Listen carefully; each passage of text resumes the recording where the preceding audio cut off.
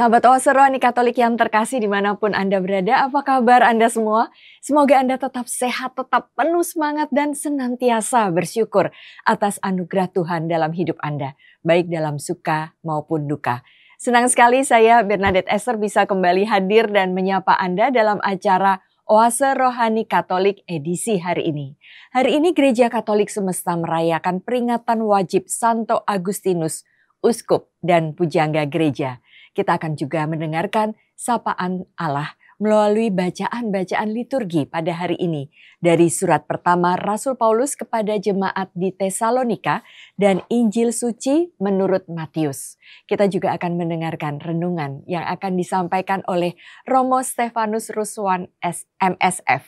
Romo Ruswan sudah berada bersama saya di studio Oase Rohani Katolik. Kita sapa beliau lebih dulu ya. Apa kabar Romo? Puji Tuhan, baik. Ya, salam jumpa dengan Mbak Bernadette dan sahabat Oase Rohani Katolik semua. Baik, Romo Ruswan, mari kita mulai acara pada hari ini dengan doa pembuka. Romo Ruswan yang memimpin. Ya, mari kita berdoa. Dalam nama Bapa dan Putra dan Roh Kudus, amin. Allah Bapa sumber kebenaran, Engkau telah memenuhi Santo Agustinus Uskup dengan roh kebijaksanaan dan pengetahuan. Bantulah dan penuhilah gerejamu dengan roh yang sama, agar kami selalu haus akan Dikau, satu-satunya sumber kebijaksanaan sejati, dan mencari Dikau pemberi cinta ilahi dengan pengantaran Tuhan kami Yesus Kristus, yang hidup dan berkuasa bersama Dikau dan Roh Kudus, kini dan sepanjang segala masa. Amin. Dalam nama Bapa dan Putra dan Roh Kudus. Amin. Sahabat Oase Rohani Katolik yang terkasih, bacaan dari surat pertama Rasul Paulus kepada jemaat di Tesalonika, bab 3 ayat 7 sampai 13. Saudara-saudara, dalam segala kesesakan dan kesukaran, kami merasa terhibur oleh kalian dan iman kalian. Sekarang kami hidup kembali.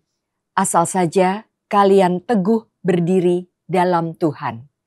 Sebab ucapan syukur apakah yang dapat kami persembahkan kepada Allah atas segala sukacita yang kami peroleh daripadamu di hadapan Allah kita? Siang malam kami berdoa sungguh-sungguh supaya kita dapat bertemu muka dan menambahkan apa yang masih kurang pada imanmu. Semoga Allah dan Bapa kita dan Yesus, Tuhan kita, membukakan kami jalan kepadamu.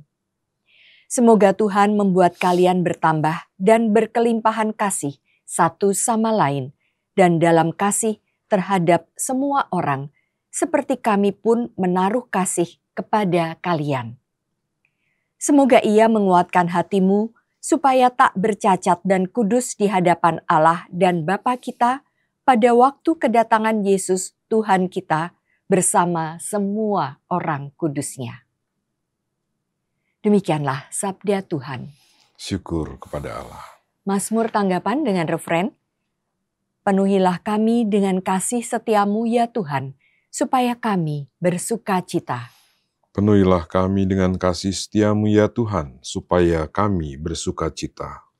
Tuhan, Engkau mengembalikan manusia kepada debu, hanya dengan berkata, kembalilah hai anak-anak manusia, sebab di matamu 1000 tahun sama seperti hari kemarin, atau seperti satu giliran jaga di waktu malam. Penuhilah kami dengan kasih setiamu ya Tuhan, supaya kami bersuka cita. Ajarlah kami menghitung hari-hari kami, hingga kami beroleh hati yang bijaksana. Kembalilah ya Tuhan, berapa lama lagi? Dan sayangilah hamba-hambamu. Penuhilah kami dengan kasih setiamu ya Tuhan, supaya kami bersuka cita. Kenyangkanlah kami di waktu pagi dengan kasih setiamu, supaya kami bersorak-sorai dan bersuka cita sepanjang hayat. Kiranya kemurahan Tuhan melimpah atas kami. Teguhkanlah perbuatan tangan kami, ya Tuhan, perbuatan tangan kami, teguhkanlah. Penuhilah kami dengan kasih setiamu ya Tuhan, supaya kami bersuka cita. Haleluya, haleluya.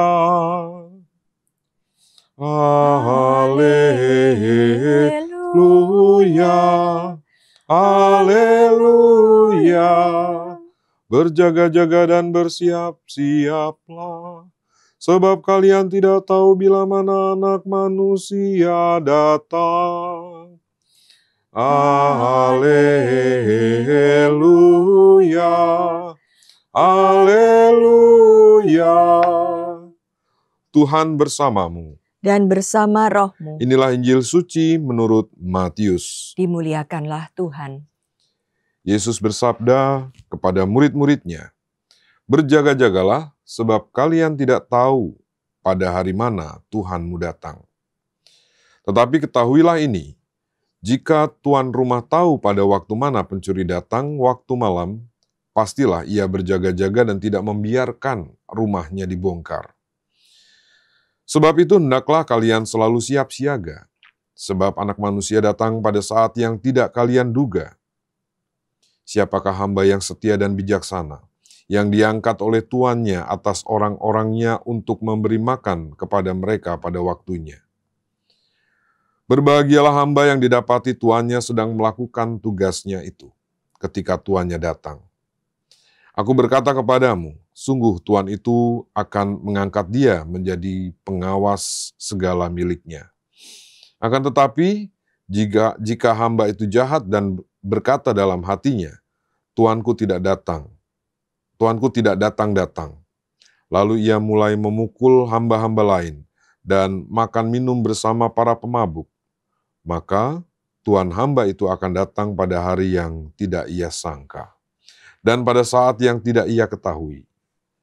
Maka hamba itu akan dibunuhnya dan dibuatnya senasib dengan orang-orang munafik.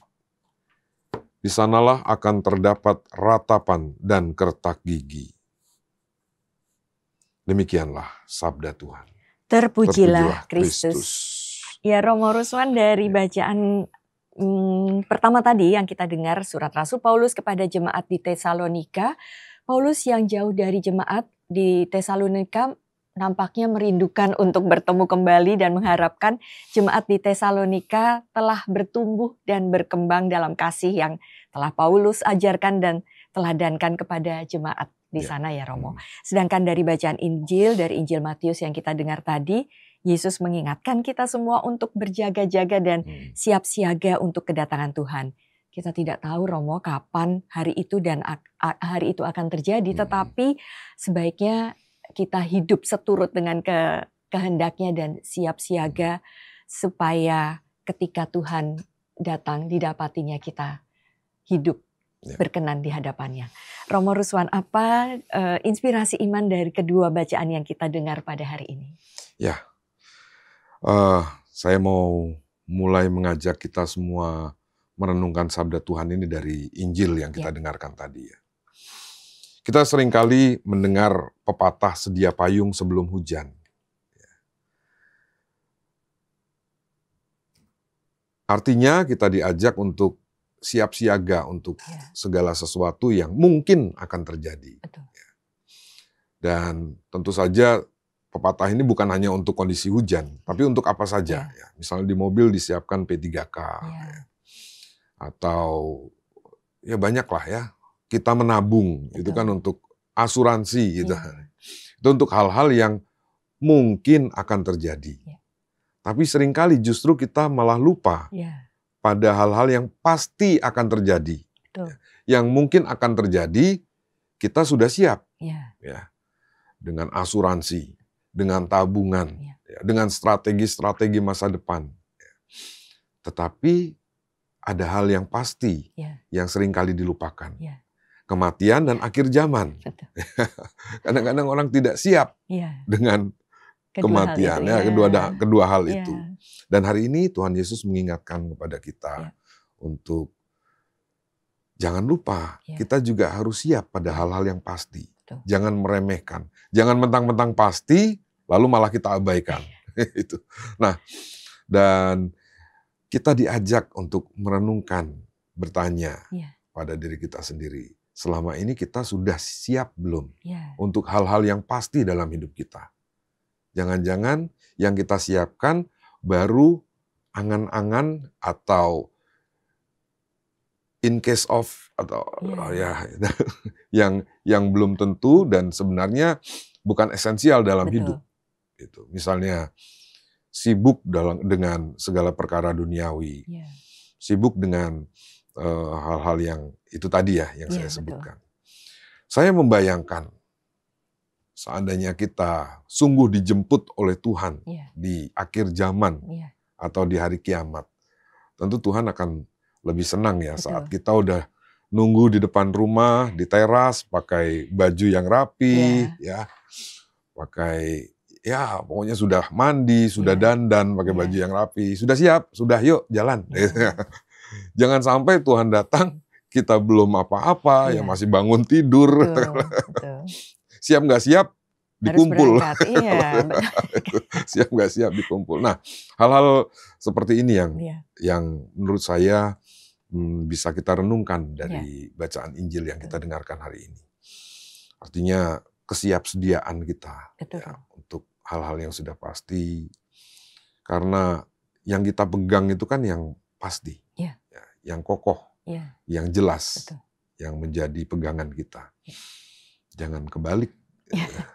Karena kita seringkali kebalik ya. Yang sarana jadi tujuan lah, sampai tujuannya lupa, dan sebagainya. Itu yang bisa kita renungkan mungkin secara singkat. Pertanyaan aja buat kita. Untuk hal-hal yang pasti, kita sudah siap belum? Betul. Nah, ini kita diingatkan di sini, Romo, melalui perumpamaan. Hendaklah kalian seperti hamba yang setia dan bijaksana. Kelihatannya dua kata ini harus jadi satu ya, Romo. Betul. Setia dan bijaksana. Tidak mungkin hanya setia saja tanpa bijaksana. Tidak mungkin bijaksana tanpa setia. Iya. Benar ya. Jadi orang Katolik itu nggak cukup cuma baik. Jadi orang Katolik itu harus punya keutamaan dan nilai. Karena Tuhan Yesus tidak hanya mengajarkan kebaikan. Kebaikan itu diajarkan oleh siapa saja. Tetapi Tuhan Yesus juga mengajak kita punya nilai dan keutamaan. Kalau kita punya ketiganya itu, maka kita hidup dengan bijaksana. Jujur itu baik. Betul. Tapi kalau ada teman yang misalnya mudah tersinggung dan kita jujur begitu saja, itu kan menjadi tidak. Artinya kita juga perlu kebijaksanaan, perlu nilai dan keutamaan. Salah satu keutamaan yang diperlukan adalah kesetiaan. Menunggu itu kan juga perlu kesetiaan. Kalau Tuhan Yesus pasti datang, kematian pasti datang. Kita menunggu dengan setia. Menunggu tentu saja bukan cuma bengong, malah menunggu sambil tunggu bentar ya, saya pergi ke mana. Orangnya udah Tuhannya sudah datang, kita belum sampai. Itu aja. Artinya menunggu dengan kesetiaan. Setia itu juga mengandaikan ketekunan. Setia itu padanannya itu seperti dua uang, dua sisi mata uang ya. Setia itu selalu dengan tekun. Nggak mungkin ada orang yang tekun tapi nggak setia, nggak ada. Orang yang setia tapi nggak tekun itu nggak ada. Maka kita bertekun dalam iman dan hidup dalam kebijaksanaan, bukan cuma kebaikan, tapi kebijaksanaan yang mana kita di situ memperjuangkan nilai dan menghidupi nilai dan memperjuangkan keutamaan Kristiani. Itu. Romo, ini juga dalam perumpamaan seorang hamba yang setia dan bijaksana ini juga dia melakukan kewajibannya dengan tulus ya, Romo. Bukan karena takut kepada Tuhan tetapi memang karena dia menyadari bahwa ini kewajiban saya untuk bekerja seturut dengan yang Tuhan saya kehendaki. Nah, mungkin kita juga sebagai orang Katolik ini, Romo, hidup kita bukan cuma karena takut nanti Tuhan datang suatu waktu, tetapi juga karena dia sudah memberi berkat dan rahmat yang berlimpah mulai dari kita lahir sampai saat ini ya, Romo. Kadang tanpa sadar kita bukan hanya takut, tetapi kita menginginkan sesuatu balasan. Pamrih. Pamrih. Itu. Padahal itu tadi ya, kalau kita bertekun itu misalnya saya tekun belajar, bukan karena besok ada ujian, tapi ya memang saya harus belajar. Betul. Gitu ya. Saya mau mengerjakan sesuatu, bukan karena saya akan mendapatkan imbalan, tapi memang saya harus mengerjakan sesuatu, gitu ya. Dan ini sikap seorang hamba ya. Saya tertarik dengan abdi dalam di keraton Jogja. Itu kan tidak mendapatkan bayaran, tetapi dapat Romo tapi kecil. Ya tapi kecil ya, itu ya. Maaf, dapat tapi kecil ya. Artinya tidak sesuai. Tetapi dengan sukacita ya, saya mau melayani Tuhan saya. Saya bekerja untuk Tuhan saya. Nah, saya rasa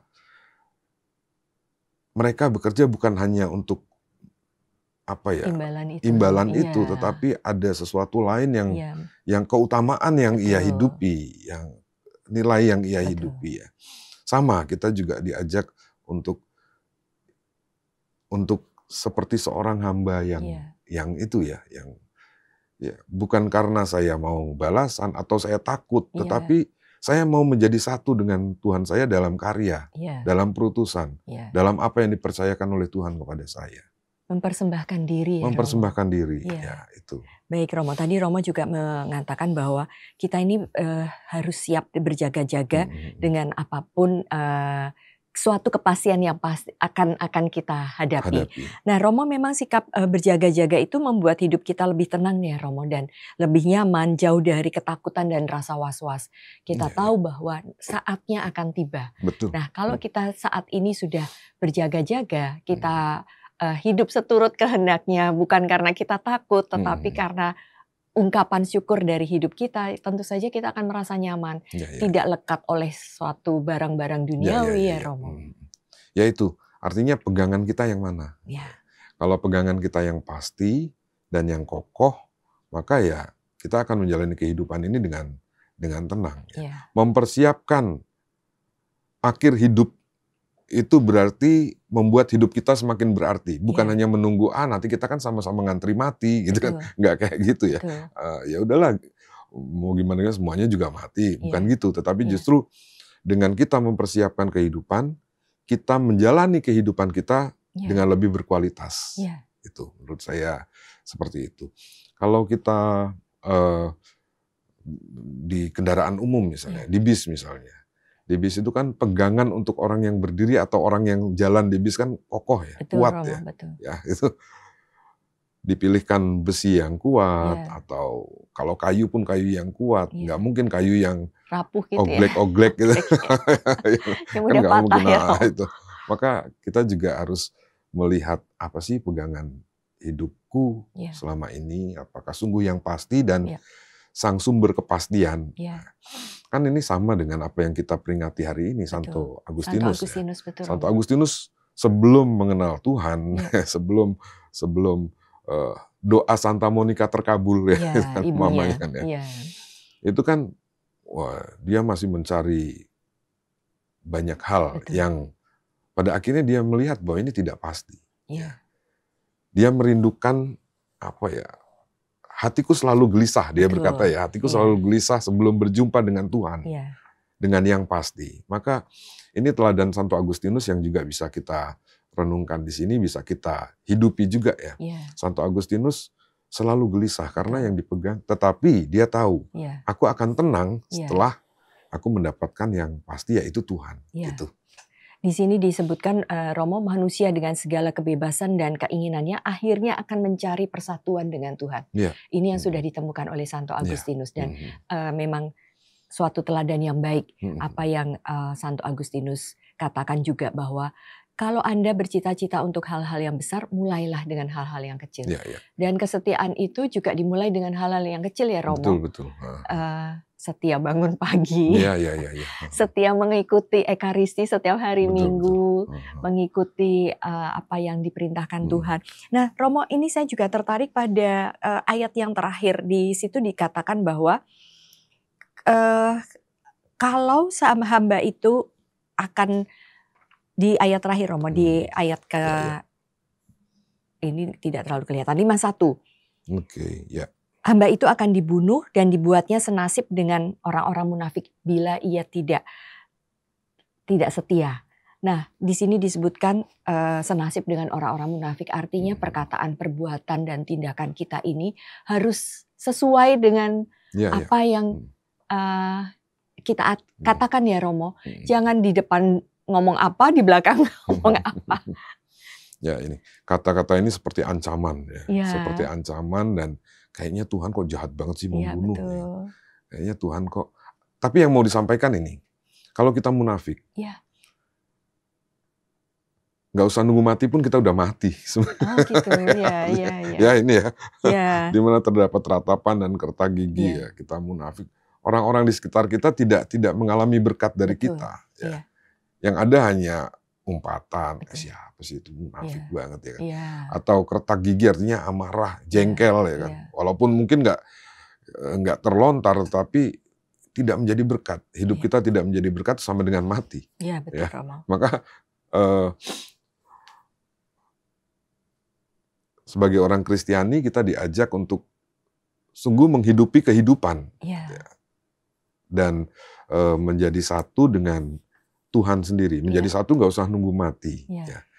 Bunda Maria juga ya, terjadilah terjadilah padaku menurut perkataanmu. Ya, artinya menjadi satu dalam kehendak. Sebagai orang Kristiani, kita bisa jadi satu dengan Kristus saat kita melaksanakan, berusaha mencari, menemukan dan melaksanakan kehendak Tuhan. Ya.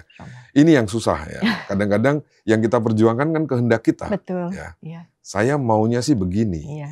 Tetapi kok yang terjadi begini, berarti Tuhan tidak baik nih dengan saya. Saya pengennya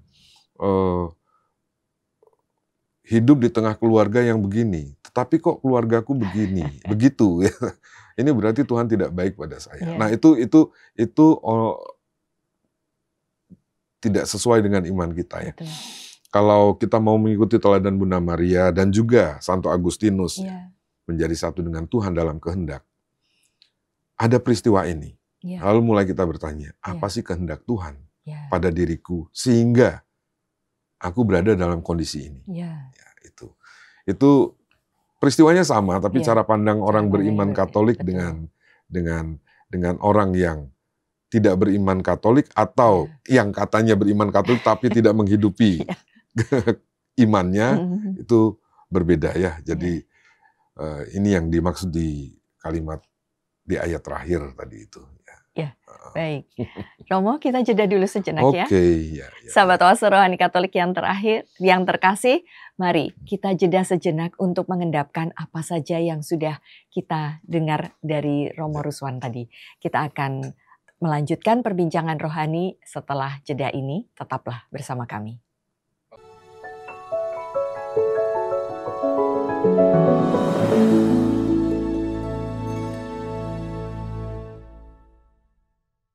Sahabat Oase Rohani Katolik yang terkasih, terima kasih Anda masih bersama kami, Romo Stefanus Ruswan MSF dan saya Bernadette Esther. Sekarang mari kita lanjutkan perbincangan rohani kita. Romo, kalau tadi dalam segmen pertama, Romo mengingatkan kita untuk juga menjadi hamba yang setia dan bijaksana dalam mengelola waktu dan tanggung jawab kita di dunia ini, agar kelak bila tiba saatnya Tuhan akan menganugerahi kita dengan persatuan dengannya di kedamaian yang abadi. Nah Romo, mungkin dari surat pertama Rasul Paulus kepada jemaat di Tesalonika, apa yang hendak Romo bagikan kepada kami? Ya, ini menarik ya. Rasul Paulus sungguh amat bersyukur atas saudara-saudaranya yang tumbuh dan berkembang dalam iman. Dan kita tahu perjalanan Rasul Paulus ya. Beliau tidak hanya bertemu dengan orang-orang yang menyenangkan seperti ini, tetapi juga orang-orang yang memenjarakan, ada umat juga yang susah diatur atau susah tidak berkembang imannya. Tetapi tidak menutup rasa syukur saat melihat, kita nggak tahu jumlahnya berapa. Bisa jadi cuma paling sedikit, bisa jadi memang jumlahnya banyak, tapi katakanlah bahwa kalau kita berkaca pada hidup kita, memang di sekitar kita itu orangnya macam-macam. Iya dong. Tetapi seperti pepatah mengatakan ya, ada ribuan alasan yang membuat kita kecewa atau membuat kita mengeluh. Iya. Tapi ada jutaan dan miliaran hal yang bisa membuat kita bersyukur. Iya. Salah satunya kalau kita belajar dari Rasul Paulus ini ya orang-orang di sekitar kita. Iya. Persoalannya adalah seringkali kita mengeluh atau menuntut orang lain berubah seperti apa yang kita inginkan. Iya. Tetapi mari kita lihat bahwa orang-orang di sekitar kita itu juga bisa jadi mereka adalah malaikat-malaikat nyata yang diutus oleh Tuhan. Ya. Pater Berthier, pendiri kongregasi para misionaris keluarga kudus di mana saya bernaung sekarang, mengatakan malaikat itu berwujud nyata dalam diri rekan-rekan sekomunitas. Nah, kalau dalam keluarga juga, saya rasa begitu ya. Malaikat itu nggak usah jauh-jauh. Orang tua yang membesarkan itu juga malaikat. Anak-anak yang menghibur, walaupun nakal, tetapi itu juga malaikat. Pasangan yang makin lama, yang kadang-kadang ngeselin, tapi itu juga kadang-kadang bisa jadi malaikat buat kita yang meneguhkan iman kita, yang membuat kita semakin mampu juga untuk mempersiapkan diri untuk menyambut hal-hal yang pasti, yang kesatuan dengan Tuhan tadi itu ya. Maka di sini kita diajak untuk merenungkan, terutama orang-orang terdekat yang pantas kita syukuri dan mereka adalah anugerah dari Tuhan. Dan baik kalau kita pun menjadi berkat buat orang lain, gitu ya. Jadi mulai dari keluarga, mulai dari komunitas yang terkecil itu saling menjadi malaikat. Ya, karena disitulah rasa syukur tumbuh dan berkembang, terutama lewat orang-orang yang terdekat. Ya, gitu. Romo Rusman tadi mengatakan mungkin ada anak-anak yang nakal, pasangan yang menyebalkan. Tetapi jadi ingat kata Paus Fransiskus almarhum, tidak ada keluarga yang sempurna. Tidak ada keluarga yang sempurna, tidak ada pasangan yang sempurna, tidak ada orang tua yang sempurna, tidak ada, apalagi mertua yang sempurna, mantu yang sempurna itu nggak ada ya. Karena kita sendiri pun tidak sempurna. Karena kita tidak sempurna. Betul. Dan yang patut dilakukan adalah mensyukuri segalanya itu. Mensyukuri. Saat kita membangun komunitas Kristiani, harus ada Kristus di dalamnya. Dan kalau ada Kristus pasti ada mukjizat. Kristus kan pekerja mukjizat. Betul. Dan Kristus mukjizatnya kan menyembuhkan, mengampuni, membangkitkan. Maka kalau dalam komunitas itu belum ada pengampunan, mungkin belum ada Kristusnya. Oh, gitu. Kalau dalam komunitas antar sama saudara belum ada saling menyembuhkan, tapi justru malah saling menyakiti, mungkin belum ada Kristusnya. Belum ada Kristusnya. Atau tidak saling membangkitkan, tapi justru malah saling membuat putus asa satu sama lain. Mungkin juga belum ada Kristusnya. Saat kita membangun keluarga Kristiani, komunitas Kristiani, kelompok Kristiani, karena Kristiani pasti ada Kristusnya. Nah, tandanya apa? Yaitu ada kesembuhan, ada pengampunan, ada kebangkitan. Romo tadi juga mengatakan bisa jadi ada anak-anak atau keluarga yang justru mengesalkan.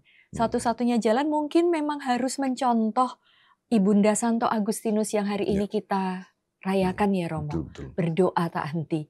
Ada istilahnya Romo, pray until something happen. Ya, betul. Ya, benar ya, kita manusia itu unpredictable. Jadi kita nggak bisa menghakimi atau memberi stempel kekal. Dia nakal, akan seumur hidup nakal. Atau dia itu orang jelek, atau dia itu orang jahat, tanpa ada kebaikan yang ia punya, itu juga menurut saya tidak fair ya. Karena manusia itu selalu unpredictable dan selalu terbuka pada rahmat. Dan Tuhan selalu, kita juga diciptakan oleh Tuhan segambar dengannya. Maka menurut saya berdoa itu tentu saja sikap orang yang berpengharapan. Iya. Santa Monica itu orang yang beriman. Orang yang beriman itu orang yang berpengharapan.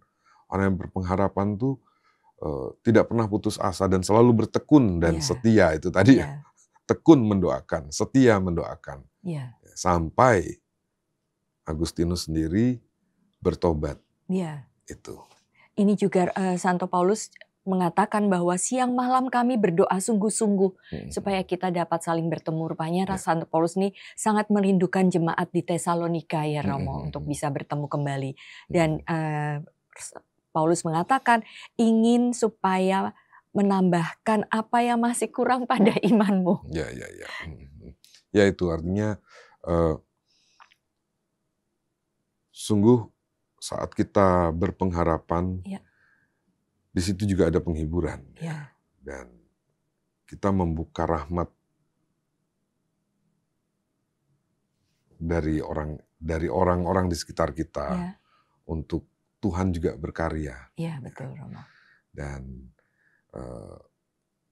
di situ kita bisa tumbuh dan berkembang bersama. Romo. Menurut saya dari bacaan pertama ini kita belajar tentang persaudaraan, harapan, dan ketekunan serta kesetiaan dalam apa saja termasuk dalam hal doa. Betul, Romo. Ya, ini juga dikatakan oleh Paulus, semoga ia bisa menguatkan hatimu supaya tak bercacat dan kudus di hadapan Allah dan Bapa kita pada waktu kedatangan Yesus Tuhan kita bersama semua orang kudus. Nyambung dengan yang ditulis oleh Matius yang kita dengar tadi ya Romo. Jadi benar kita harus setia dan bijaksana dalam bersikap sehingga tumbuhlah iman yang kuat kepada Tuhan. Ya Romo, apakah dalam kehidupan sehari-hari tentu saja tadi Romo juga sebutkan begitu banyak tarikan-tarikan duniawi yang justru menjauhkan kita dari Tuhan. Dan Romo mengingatkan pada kami tadi harus apa yang penting, apa yang menjadi tujuan dalam hidup kita. Nah, mungkin Romo juga bisa menegaskan kembali kepada kami sebenarnya bagaimana kita bisa menghidupi diri kita, membuat hidup kita ini lebih berarti sehingga nanti ketika tiba waktunya kita tidak menyesal. Alat ukurnya adalah aku hidup untuk orang lain atau aku hidup untuk diri sendiri. Nah itu. Jadi menjadi orang Kristiani itu yang dikuatkan oleh korban Ekaristi, diselamatkan oleh korban Kristus. Kita itu hidup karena korban. Bukan mengorbankan orang lain, tetapi kita hidup karena kurban. Kita pun diajak untuk berkurban. Maka pertanyaannya itu tadi ya, apakah kita udah bertekun, apakah kita udah setia, apakah kita udah bijaksana. Betul. Kan itu susah ya. Tapi pertanyaannya selama ini aku hidup untuk orang lain apa untuk diri sendiri? Itu. Aku banyak nuntut orang lain atau aku banyak memberi? Aku bekerja itu hanya untuk kebutuhanku atau aku bekerja sebagai perwujudan diriku yang mau hidup buat orang lain, untuk melayani, untuk itu yang menurut saya menjadi ukuran kesiapsediaan kita ya. Karena setiap makhluk hidup itu sebenarnya diciptakan ada tujuan dan tujuannya bukan untuk diri sendiri tapi untuk orang lain. Jadi saya rasa itu tadi warning dari Tuhan di ayat terakhir, di ayat ke-51 Matius 24 tadi, itu ukurannya. Sejauh mana aku menjadi berkat, sejauh mana aku sungguh hidup berguna buat orang lain. Baik, sahabat Oase Rohani Katolik yang terkasih, luar biasa. Sapaan Tuhan melalui renungan yang disampaikan oleh Romo Ruswan FSF tadi. Mari kita bisa berefleksi diri, apakah memang kita sudah siap hidup berkualitas, setia, bijaksana, seturut dengan kehendak Tuhan. Sehingga ketika tiba saatnya, kita bisa masuk ke dalam kerajaan damai bersama dengan Dia. Tidak masuk ke dalam kegelapan kekal yang ada adalah... penuh dengan ratapan dan retak gigi. Sahabat Oase Rohani Katolik yang terkasih, kita sudah berada di penghujung acara. Kita akan mengakhirinya dengan doa penutup dan berkat Tuhan melalui Romo Ruswan. Mari kita berdoa. Dalam nama Bapa dan Putra dan Roh Kudus. Amin. Amin.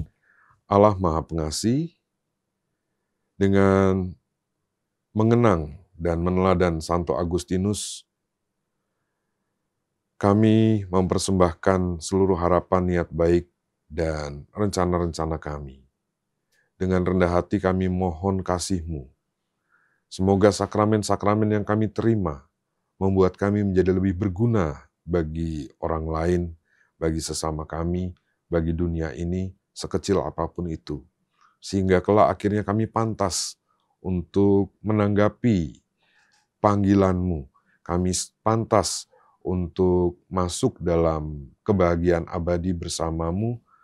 Kami pantas untuk disebut sebagai anak-anak-Mu dan sahabat dari Putra-Mu Yesus Kristus. Karena Dialah Tuhan dan Penyelamat kami. Amin. Amin. Kita mohon berkat Tuhan. Tuhan bersamamu. Dan bersama roh-Mu. Allah Bapa yang Maha Kasih memberkati dan melindungi kita semua. Bapa, Putra, dan Roh Kudus. Amin.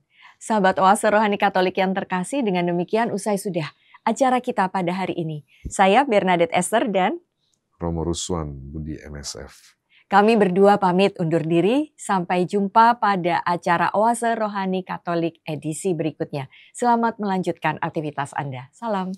Terima kasih, Romo.